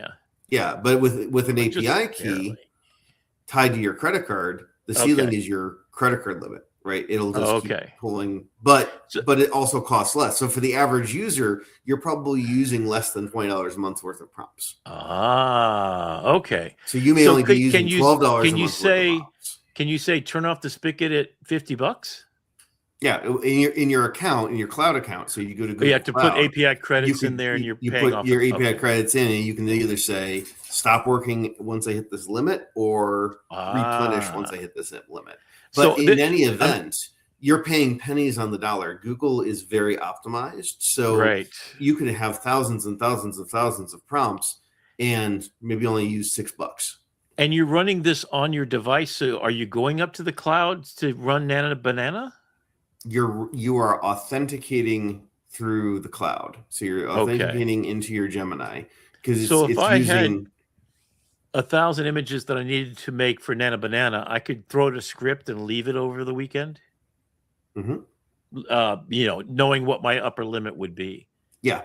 Okay. So once you do this line, and you're signing in. Okay. Go do the thing. Download it. Then you're going to open your PowerShell or your terminal, and you're going to just type the word Gemini. And the first time you do it, it's going to say, how do you want to do this? Do you want to log in with Google and use your $20 a month plan? Or do you want to give me an API key and just pay as you go? Wow. And then once you say, I want to log in with Google, it's smart enough. It's going to pop open your browser because remember, the terminal is what controls everything. So it'll literally just say, hey, computer, I need you to open the browser and log into Google. And so it's going to log in and it's going to say, do you trust Gemini CLI to use your stuff? Like, yes. Okay. Then it's going to close that browser and it's going to say, okay, you're logged in. And then it's going to use, here's the beauty of it. Even if you're not paying $20 a month, you can use Gemini 2.5 free and you get 1,000 requests a day. Oh, wow. 60, you get 1 million token window. You get 60 requests a minute or 1,000 requests a day for free. So even if you're not paying the $20 a month, even if you just have a Gmail account that you've never touched Gemini before, you don't have to use the $20 a month plan. You get more. You get the pro and thinking and reasoning more with the $20 a month. Yeah. But I'm saying if you're watching this and you're like, oh gosh, I don't want to pay another $20 a month I already pay $20 a month for Perplexity or ChatGPT. You don't need to pay $1 more. If you're trying to take your entire family and put them in a dozen different Nana Banana pictures, you can run that puppy probably for free and get enough stuff for your next holiday book slideshow for your trip to Paris you never took. So let me, before we get too much further, how is this comparing to what I just scared the hell out of people about, which is the Lobster bot thing, right? So you're doing the same thing. The Lobster bot, is basically giving the AI access to your entire machine, and it has autonomy. Versus Gemini's agent is call and response. So you're giving it specific direction, and it's going to do that one thing, execute that one thing, and stop. And it's going to check in with you. So give me 10,000 Nana Banana pictures, and then put them in a folder, and then organize them per person. And it's going to say, and it's going to think about it and go, okay, I need to go to Gemini. I need in order to do that. I need to. Okay, well, and it's going to come back to you like 5 minutes and say, okay, that's a lot of images. How about we just do 5 to start, and tell me what those 5 are, because you haven't even told me what. I can give you 10,000 images, but before we burn through all your API credits, maybe we should ask what these pictures are, right? So that's the difference. It's going to check in with you, and it's very hard to break it, right? Gotcha. And there's a ton of YouTube videos out there about how to use this. So if you want to go down the rabbit hole on this, there's a ton of resources out there on Google on how to work this. So this is just the high level. So let's say now that you're authenticated, your first session, it's going to say, welcome.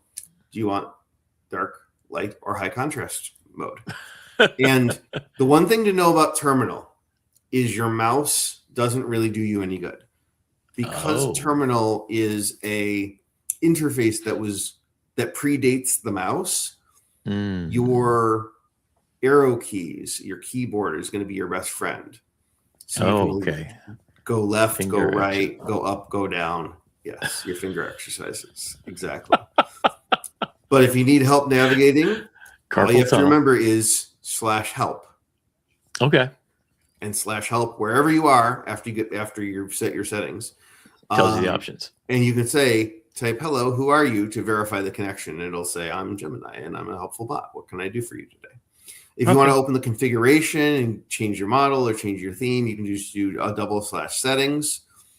If you are searching for something that maybe you don't want to share with the world, and somebody walks in, you can do a /clear and it'll wipe you.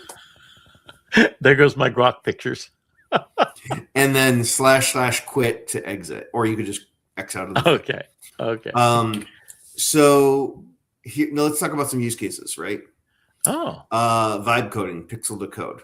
So if you give it an image and you say, hey, I have an image in this folder, and I want you to turn this sketch into a working HTML CSS page. You're going to drag and drop the image into the terminal and prompt it, and it's going to use Gemini and analyze the visual layout and write the actual files to your hard drive, so you don't have to copy and paste anything. Okay, I like that.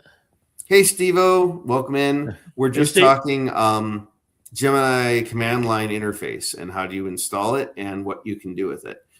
So it's recorded, so if you want to rewind and go back, it'll be available after the show. But the next use case is the deep researcher. So if you want to read a specific local file, a PDF, text, or code, you don't have to upload it. You can just say, hey, at report.pdf, summarize the key design trends.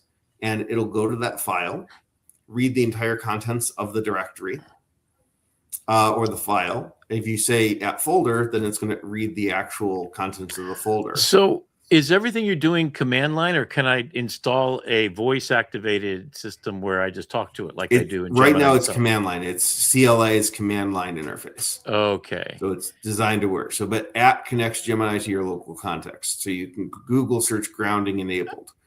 So how you don't far have to switch between tabs. Can it run Photoshop for me autonomously if I tell it what to do?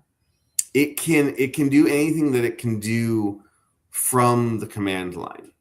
It is so what it could do, if you asked it to update an image in Photoshop, what it would probably do is write itself a piece of Python script that would allow it to access and run Photoshop. Yeah, the Adobe products do use XML documents. XML. Yep.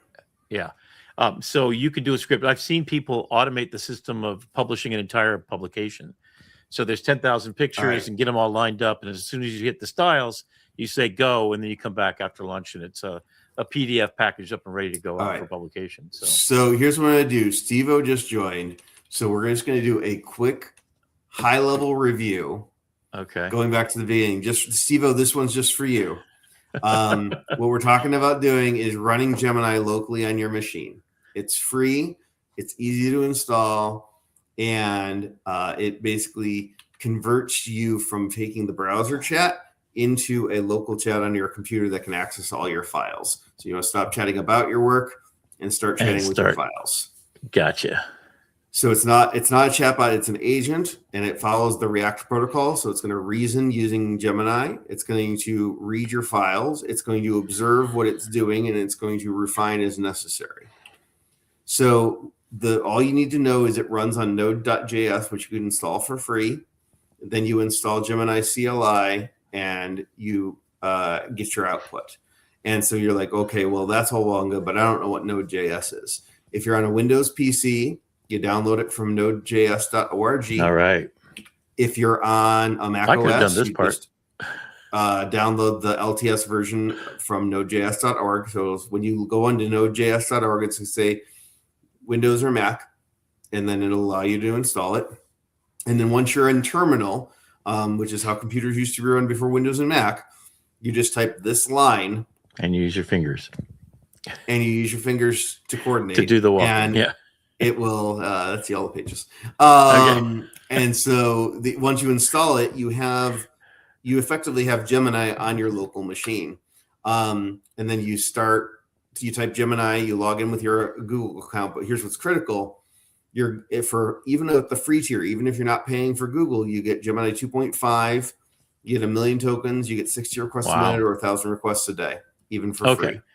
So let's get to like, what are the biggest things you could do? So a website, you could do some deep research, which you could do in Gemini itself, right? Even voice activated. Yep. So the asset manager. Renaming. So this is one. Okay.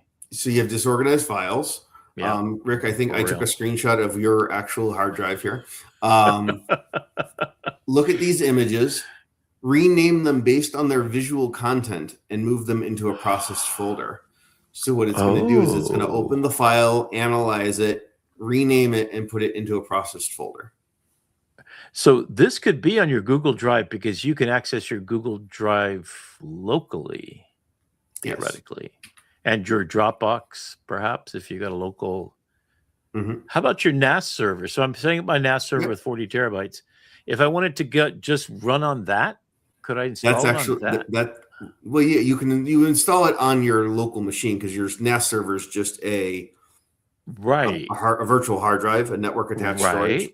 So you would install this on your machine that is accessing the NAS server, and then you tell it, go out to the NAS server and edit the files.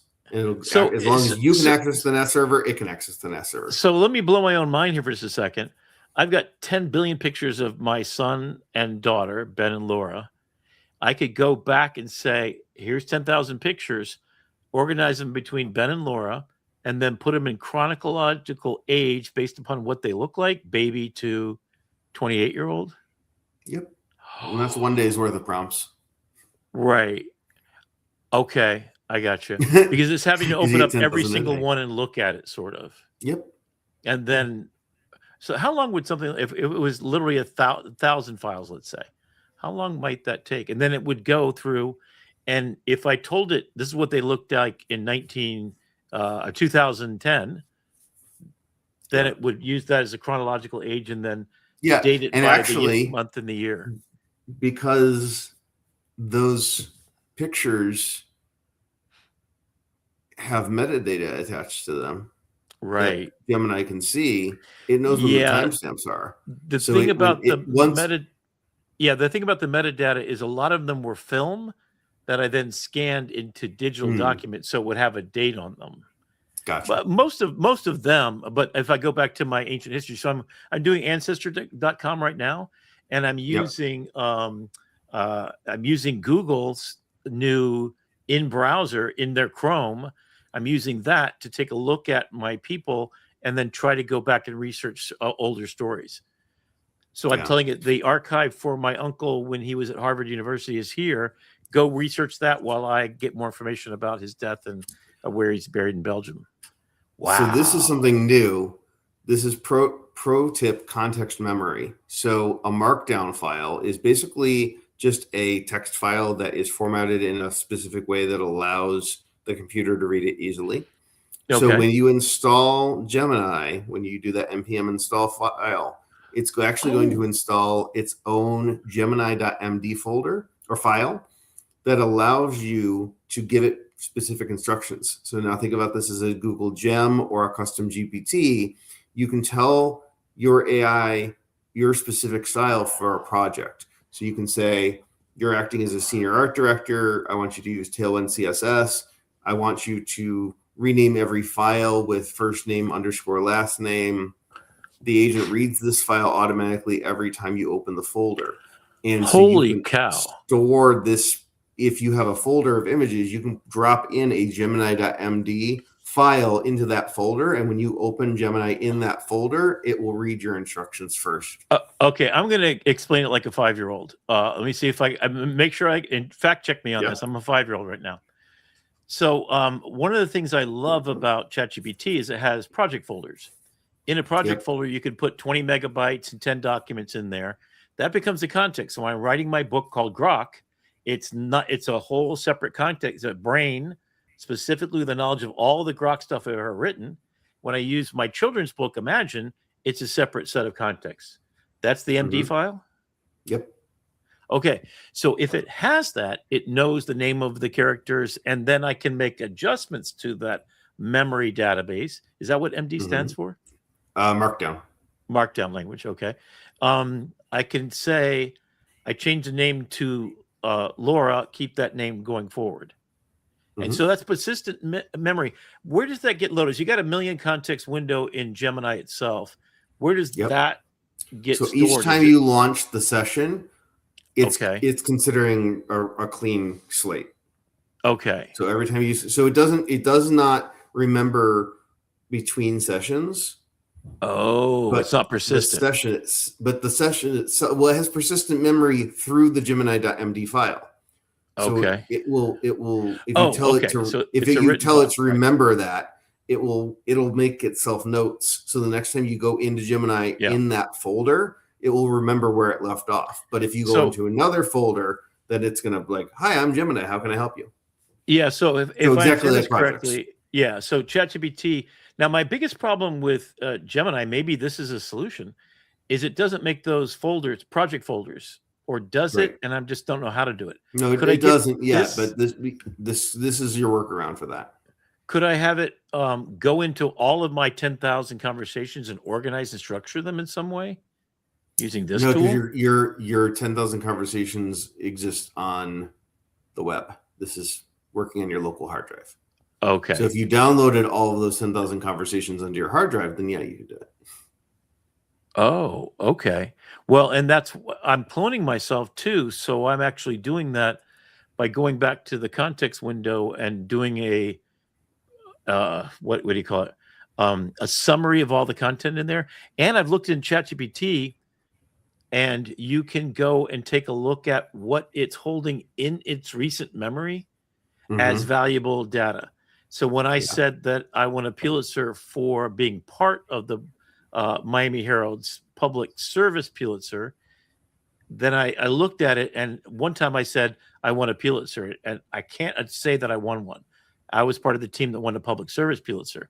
So I went back and I changed that, and then it said there was a note on that date and time. From now on, never call it a Pulitzer directly, always call it public. So I can amend this memory, and it's not going to have Alzheimer's about making that mistake again, I guess. Right, exactly. So just the context window is huge. Okay. Yeah. So just a few troubleshooting things. If it's having command not found, maybe you have to make sure you check the add to path is checked when you do it. If it's permission denied, you have to use the sudo, the super user do this. And then if you need shell commands, you can toggle shell mode. If that's more of a programming thing, so you not need to worry about that because you can talk to it in plain English. You are now a technical creative. If you install Node.js, install Gemini and do your first prompt. The command line isn't a barrier. It is the most direct line between your intent and the machine's intelligence. Do not fear the black box. Or the lobster overlords. Right. So this is not as dangerous as doing it that way, right? Right. So let me go ahead and share my screen for a second, or stop sharing my screen for a second, because what we're going to do is we're going to look at a real life example. So I've already installed Gemini on my Gemini CLI on my device, on my local device. Now, would you want to go back and forth and use Gemini to give you instructions of how to do the command line or anything like that? Or like I would pre-prompt an image, for example. No, once it's installed. I would, you know, if I can load up a picture of a website and make it like this, but there'd be times when I'd need technical advice. How do I get you or Gemini, a version of you, to kind of help me along with getting stuff done? You can just go to Gemini.google.com and say, hey, I'm trying to install Gemini CLI. Once it's installed, it works just like Gemini on your. So once you get past the installation, it's a lot easier. So I'm going to go ahead and share this entire window. So what we're looking at here is, and this is on my server, so it's really hard to read, but it says TID server. So this is my NAS. Yep. And this is my artificial intelligence folder. So you can see here I have my AI writing. I have music, Suno songs. I have some other stuff. My healthcare appealer app that I vibe coded. It's just a bunch of stuff. But let's say I wanted to see how many Suno songs I made. The old way to do it is I could just type in Suno into the file search bar, and it's going to say, okay, I found a folder called Suno songs. Great. That doesn't give me the answer that I'm looking for. What I can do is I can right click on this folder, and I can say open in terminal. So now what that's going to do is it's going to open, and I have to change how I'm sharing so you can actually see this.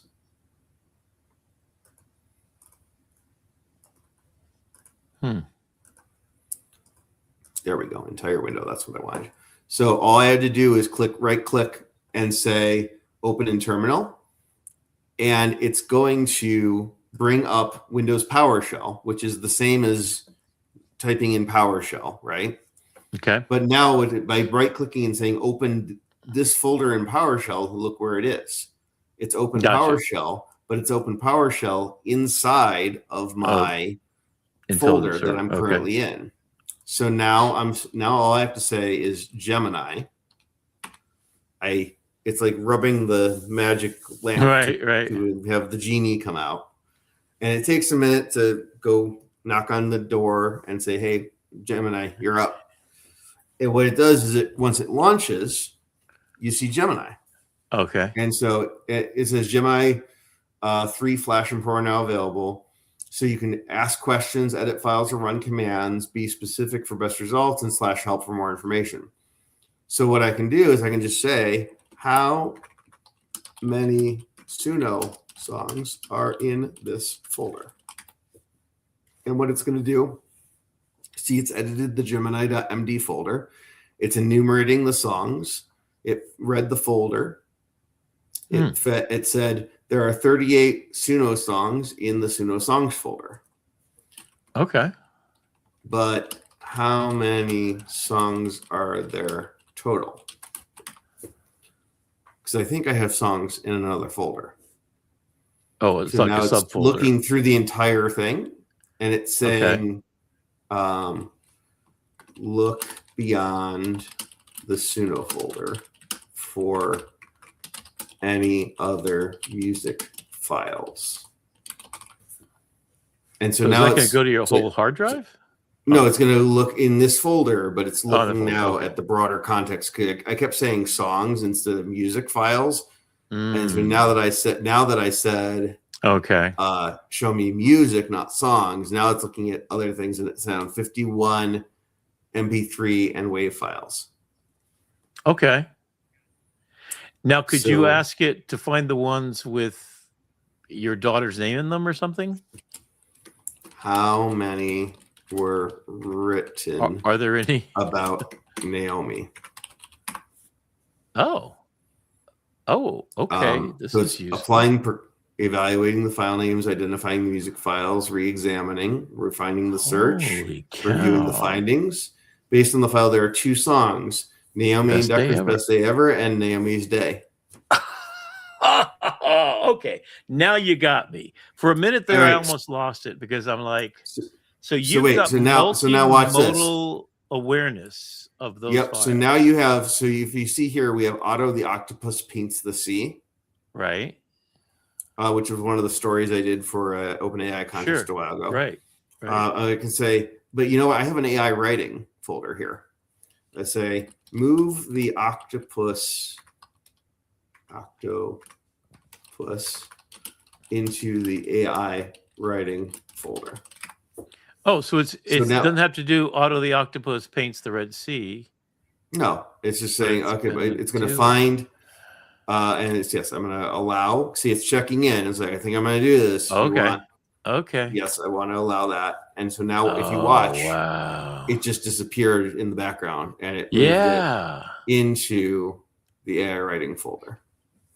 Beautiful. Okay, now you're getting me.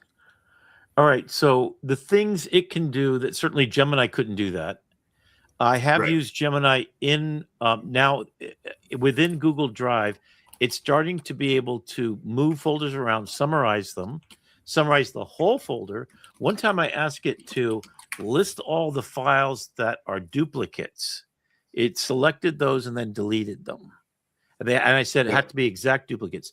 So let me make sure that I understand. It's able to look inside. If it were a video, could it find transcript? Could it find a picture of me wearing a hat in 10 videos? Yeah. And tell me which videos the hat was worn in. So it's multimodally aware. Wow. At the root level. So if I go into my videos folder and I say open in terminal, now I'm here and I say Gemini, come talk to me. These are, so I've got a bunch of stuff here. Well, you got Kyle's birthday. Yep. Did someone sing a song? Naming some words. What is the Naomi video about? Oh no! Down by timestamp. Oh no! So now I have a video of my daughter making s'mores. It's like a cooking demo video. Oh, okay. That's for your app you were making, right? Mm-hmm. And so it's gonna find. Holy cow! Okay, so yes, you can watch that. Use a tool to analyze the video. So what tools does it have at its disposal to? Yeah, it's trying to figure it out, recalling my limitations. It should be able to do this. You couldn't say go open Premiere and edit the first 3 seconds out and put a title in there.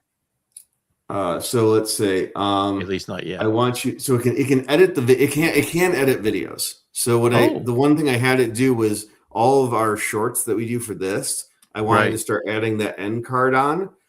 Okay. So I gave it the end card and I gave it the videos. I said, can you add this end card to all the videos? And it went through and opened each video, added the end card, saved it out, and exported it out. What application did it use to do that? Just a quick time kind of thing, or? Yeah, it was just whatever it found was on there. Okay. In its tools.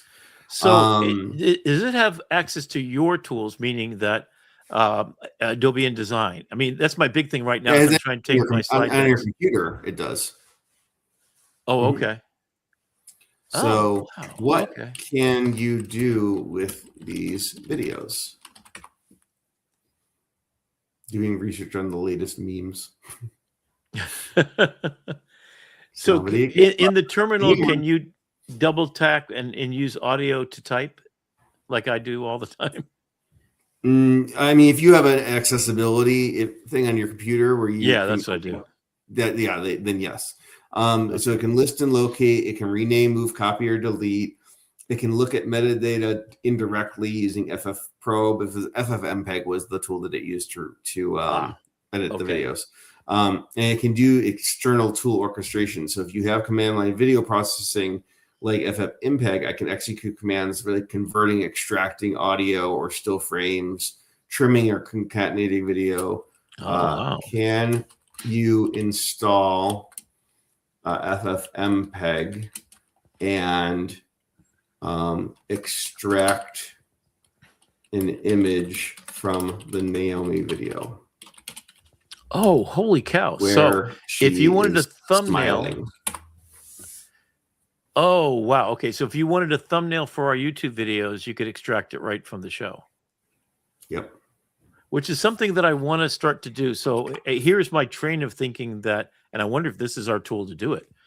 I want to go on the internet and grab all the X and Facebook and whatever things there are, grab the stories and make a Nana Banana slide for a slideshow about, for example, the ability and make it look like a newspaper or a TV show, drop thumbnail, and then grab the text headlines and write a story. So I'm doing that right now. Like literally that's what I did with last week. I think I said, pick the 5 most emergent stories that what did it just do? I saw it flash. I just opened a new window while you were talking. I'm just opening another instance of Gemini because you can run multiple versions of it at the same time. Oh, so we multitask, huh? So it's over here downloading FFmpeg, and in this folder I can say create a nano banana image of a lobster doomsday device. Make it funny. Okay, whoa. So all the tools that are in Gemini itself, which includes Nana Banana, they're accessible here?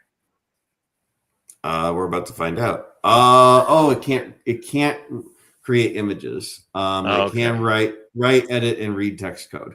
So if you had an image, you can edit it. But that's why we explore. But this is the worst it's ever going to be, as they say in AI terms, right? Exactly. And for a free tool, not that bad. That's pretty cool. Yeah. Yeah, I'm just trying to think of what my use cases would be. Definitely, the biggest thing for me is renaming files in sequential order, especially with my book. So I also wanted to look for duplicate copies, which I think I could probably do just with Gemini itself. They're now opening up more capabilities within Google Drive. I think one of the security risks that they were worried about is if it said, here's all duplicate files and somehow it made a mistake, you could wipe out all of your Google Drive. I guess that's why they're going slow. But you have to give it permission. Yeah. So now it's installed. It's installed FFmpeg. Okay. Play probe. Okay. And we say, yes, extract something, extract an image from the time of 000100. I think ChatGPT is on the back foot at the moment. Yes, exactly. So we're going to say, yes, I allow it. They're playing catch up. Oh, okay. ChatGPT is OpenAI is playing catch up. So now it's trying to find and do all the things. And I didn't assign the path, so it's not going to work. But you get the idea. It has the ability to edit your I'm starting to think of, so I'm going back and forth with all these different tools. I've kind of said to myself, Google is where I'm going to invest, because my biggest problem is, unless I'm writing something really profound, then I use Claude for sure. So I go to Perplexity for citations and notations and receipts on data. Go to Notebook for large context window and focusing, and then making images using Nana Banana. Then I'll go, so I've got a tool for each thing basically. And now I've just got another tool that is much, much safer than using LobsterBot. Don't use LobsterBot yet, but it's really entertaining. And that's what we wanted to do to you, is basically give you, so you understand like a 5-year-old, and that's me, the 5-year-old. And Brendan, thank you so much for giving us a deep insight into making this easy and usable. And that's our point. We want to have some fun, make life easy and usable for you, and hopefully you're entertained. And come back next week for Valentine's Day. Yeah, and we're gonna. If you want to be on the show, just email me at rickmccauley@gmail.com. Like, I'm gonna put that out there. If you're a single woman who you might think I'm cute, you know how to reach me. Namaste. Namaste.